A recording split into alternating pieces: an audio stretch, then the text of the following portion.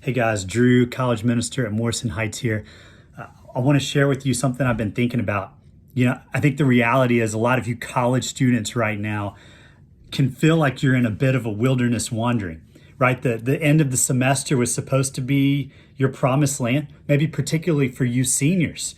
You're thinking like, man, this was supposed to be the end of my college career, my final months in college. So you may find yourself wondering like, what's God's plan for all this? What should I be doing? And as I thought about that, I thought about the Israelites. They were set out, left Egypt, left slavery to pursue the land that the Lord had promised them. And they got right up to the boundary of the promised land. And because of disobedience, because they doubted God, the Lord shut them off and sent them into the wilderness for 40 years. Right? Now, you and I are not like the Israelites exactly here, in the sense that our sin has not brought about the coronavirus. That's not what's going on here. But we have nonetheless entered into a period of wilderness wandering. And the reality is that when God keeps us from something we thought was the right thing for us, it means he's got something bigger for us. And in the case of the Israelites, here's what the Lord said in Deuteronomy 2, verse 7. God speaks about this 40 years of wilderness wandering.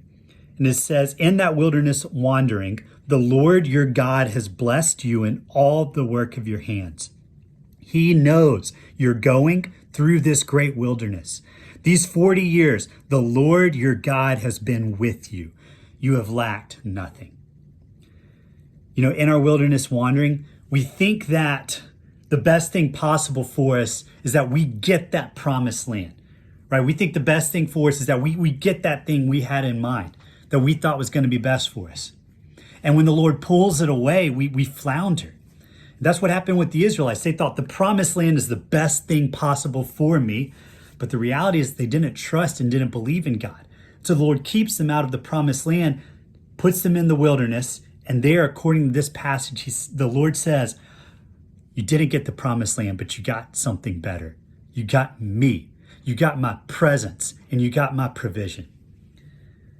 For those of us who are the people of God, even in the midst of this coronavirus wilderness wandering, even in the wilderness of not having class and campus and all the other things we're used to, the reality is that God stands ready to give us more of himself. And there's nothing in the world that's better than that. So I want to challenge you this week to run towards and lean into that. I'm praying for you.